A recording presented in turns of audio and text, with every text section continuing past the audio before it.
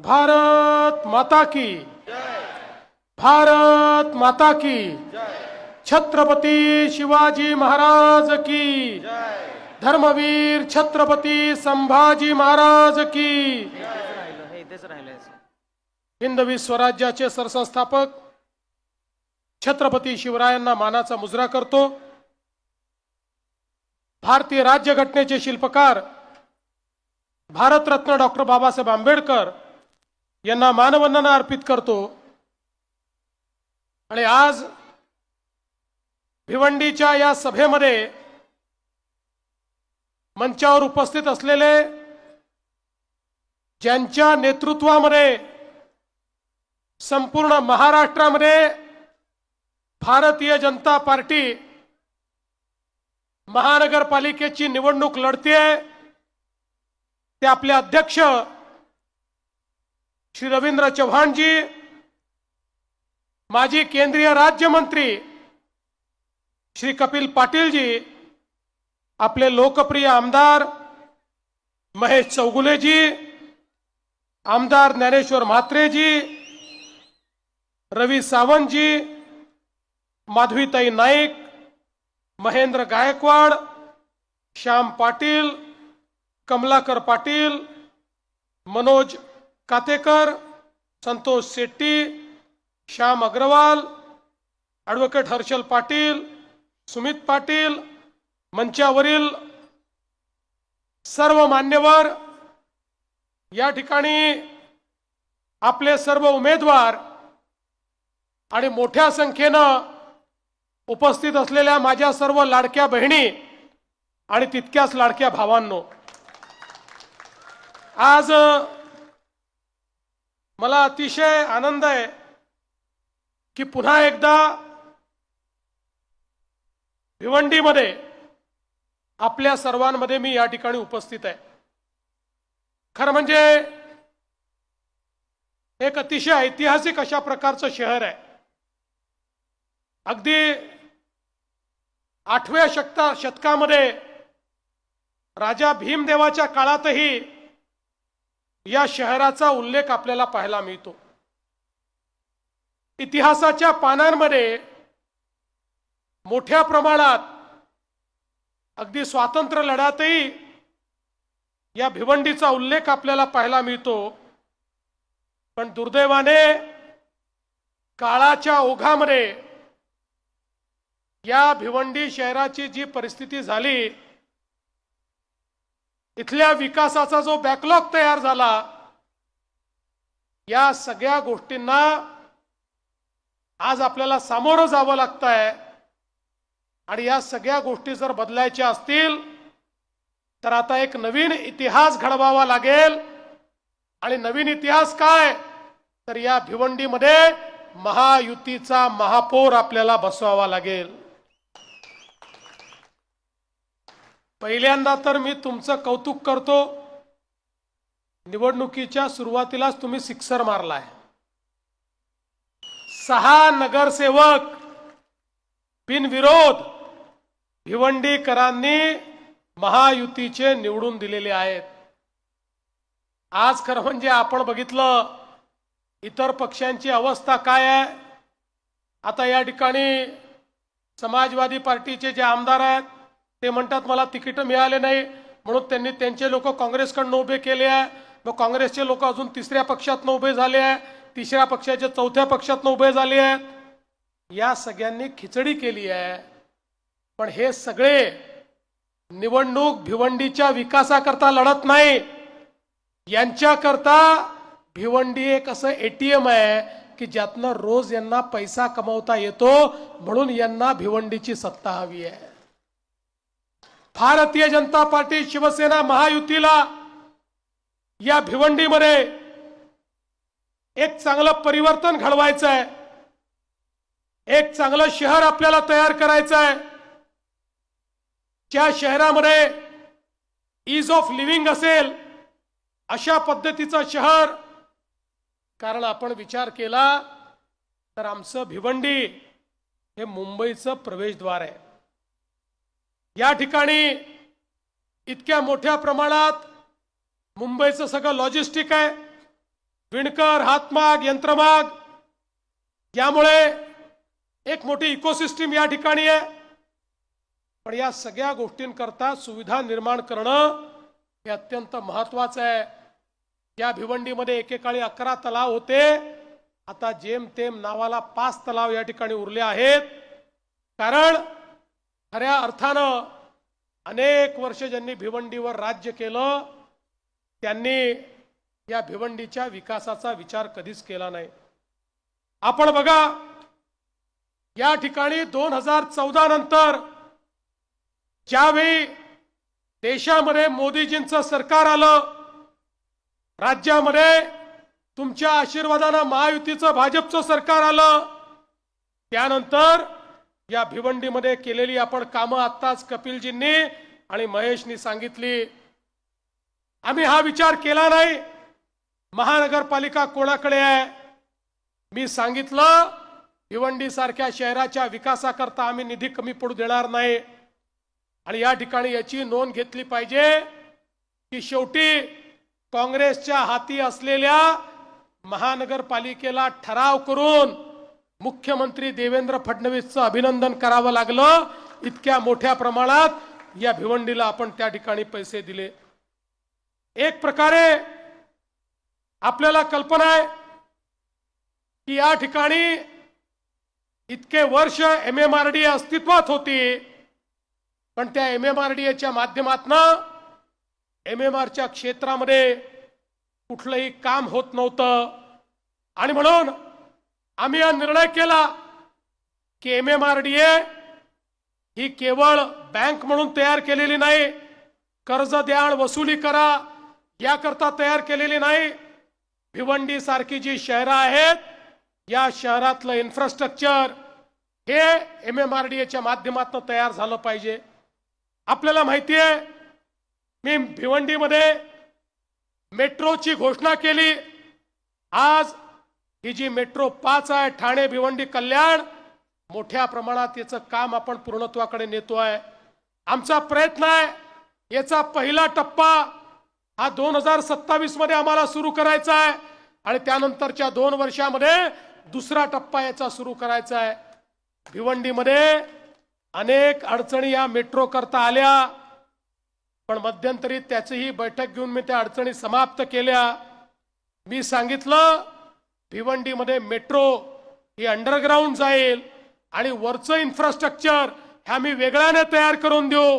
ही जी जुनी पुलं आहेत, अरुंद पुलं आहेत, अरुंद फ्लायओव्हर आहेत, आवश्यकता पडली ही फ्लायओव्हर तोडून त्या ठिकाणी मोठी 4 पदरी फ्लायओव्हर्स तयार करू आणि त्या माध्यमातून या भिवंडी शहराला एक प्रकारे चांगलं इन्फ्रास्ट्रक्चर हे आम्ही त्या ठिकाणी देऊ.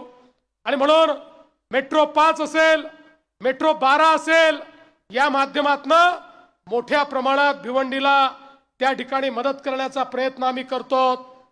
कपिलजींनी सांगितलं, या ठिकाणी महेशनी देखील सांगितलं, रस्त्यांकरता, कॉन्क्रीट रोड करता, पुलांकरता, कनेक्टिव्हिटी करता जेवढा पैसा MMRDAच्या माध्यमातून आमच्या काळामध्ये आम्ही या भिवंडीला दिला, आपण इतिहास बघा, त्याच्या आधीच्या 25 वर्षात देखील त्याच्या अर्धे पैसे या भिवंडीला मिळाले नव्हते.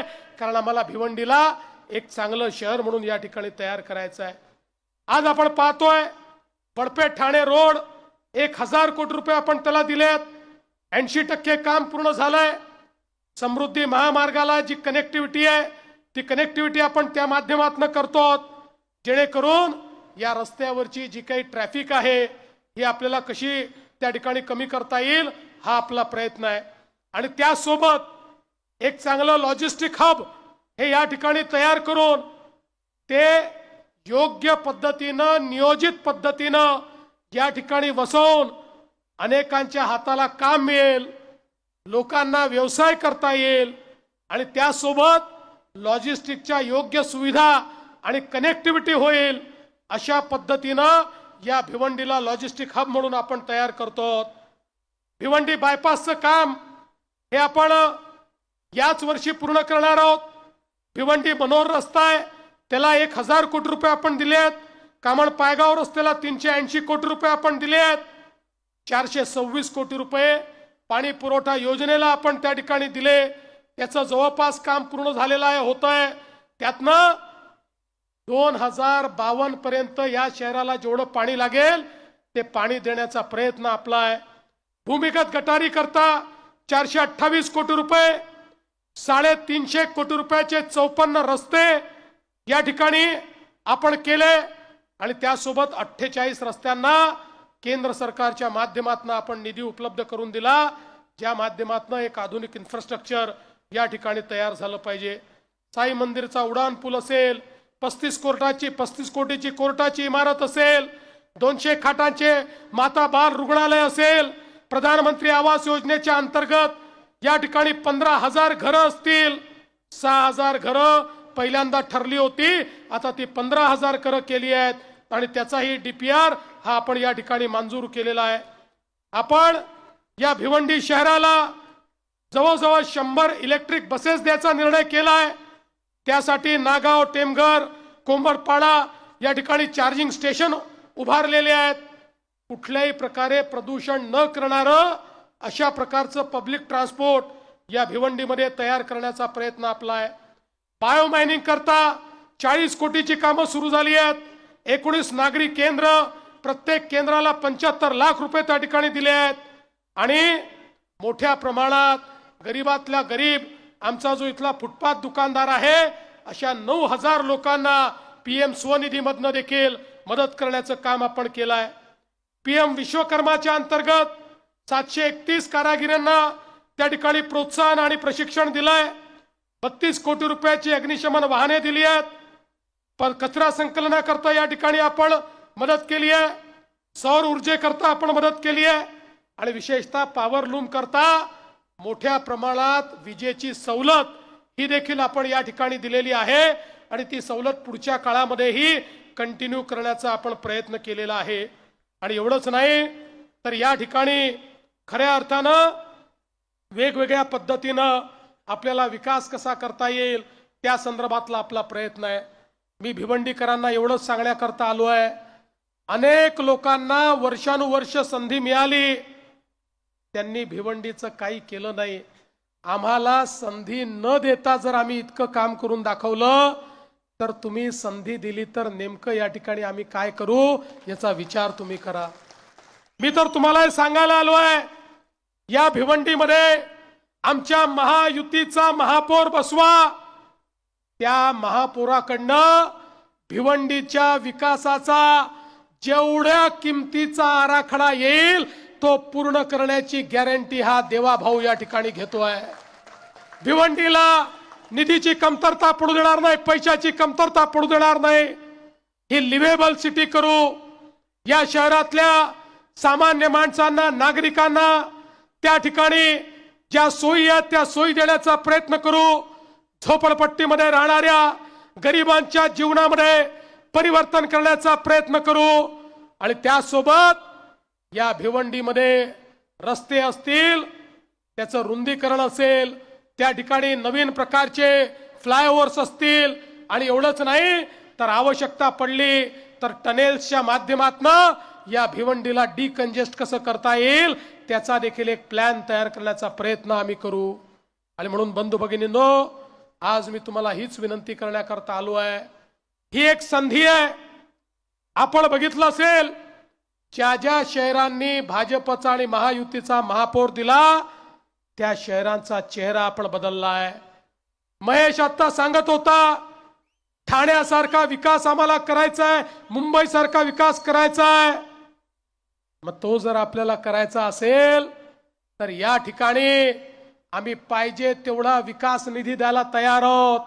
पण इथे जर तुम्ही योग्य लोक बसवले नाहीत, या ठिकाणी जर तुम्ही असे लोक बसवले की आलेला पैसा हा ते जर घरी घेऊन गेले, जनतेच्या विकासाच्या ऐवजी त्यांनी जर स्वतःचेच मजले उभे केले तर आपण किती पैसे दिले तरी या ठिकाणी फायदा होणार नाही. आज आपल्याला माहिती आहे मोदीजी या ठिकाणी अमृत शहराच्या माध्यमातून आपल्या महाराष्ट्राला 50,000 कोटी रुपये त्यांनी दिलेले आहेत. शहराच्या विकासाचा एक नवीन आराखडा हा मोदीजींनी मांडलेला आहे. हा आराखडा भिवंडीमध्ये न्यायचा असेल तर त्या ठिकाणी त्याच विचाराचा महापौर आणणं हे देखील क्रमप्राप्त आहे. आणि म्हणून आज आपल्याला विनंती करण्याकरता आलो आहे. बघा, आम्ही जे बोलतो ते करतो. विधानसभेच्या निवडणुकीमध्ये आपल्या सगळ्यांच्या आशीर्वादाने एक प्रचंड मोठं बहुमत आम्हाला मिळालं. हे बहुमत मिळाल्यानंतर लोक म्हणायला लागले, आता यांना इतकं मोठं बहुमत मिळालंय, आता हे लाडकी बहीण योजना बंद करतील. 1 वर्षापेक्षा जास्त काळ गेला, पण लाडकी बहीण योजना बंद झाली नाही. आणि जोपर्यंत, तुम्हाला सांगतो बहिणींनो, जोपर्यंत तुमचा देवाभाऊ मुख्यमंत्री आहे, लाडकी बहीण योजना कधीच बंद होणार नाही. पण आता आमच्या लाडक्या बहिणींना केवळ लाडकी बहीण ठेवायचं नाही आहे. आता लाडक्या बहिणींना आपल्याला लखपती दीदी बनवायचं आहे. लखपती दीदी. महाराष्ट्रामध्ये 50 लाख लाडक्या बहिणी लखपती दीदी झाल्यात. पुढच्या 4 महिन्यात हा आकडा 1 कोटीपर्यंत पोहोचणार आहे. आता भिवंडीच्या जनतेने महायुतीला निवडून दिल्यानंतर महेशजी, कपिलजी आणि मंचावरच्या सर्व नेत्यांची जबाबदारी आहे. माझ्या लाडक्या बहिणींना केवळ लाडकी बहीण ठेवू नका, भिवंडीच्या माझ्या लाडक्या बहिणींना लखपती दीदी बनवायची जबाबदारी ही मी तुमच्यावर देऊन जातोय, या महानगरपालिकेवर देऊन जातोय. बंधू भगिनींनो, मी फार वेळ आपला घेणार नाही, पण भिवंडी हे बदललेलं भिवंडी पाहायचं असेल, एक आधुनिक भिवंडी पाहायचं असेल, तर तुम्ही सुरुवात चांगली केली आहे, षटकार मारलाय. आता थांबू नका. 15 तारखेला तुम्ही मतदान केंद्रावर जा. त्या ठिकाणी 4-4 मतं द्यायची आहेत. गेल्यानंतर मशीनवर ज्या ठिकाणी कमळ किंवा धनुष्यबाण दिसेल तिथलं बटन दाबा. दुसरा विचार करू नका. 15 तारखेला कमळाचा आणि धनुष्यबाणाचा विचार तुम्ही करा. 16 तारखेपासनं 5 वर्ष तुमचा विचार आम्ही करू, तुमची काळजी आम्ही घेऊ, हा विश्वास तुम्हाला देतो आणि माझं बोलणं संपवतो. धन्यवाद. जय हिंद, जय महाराष्ट्र.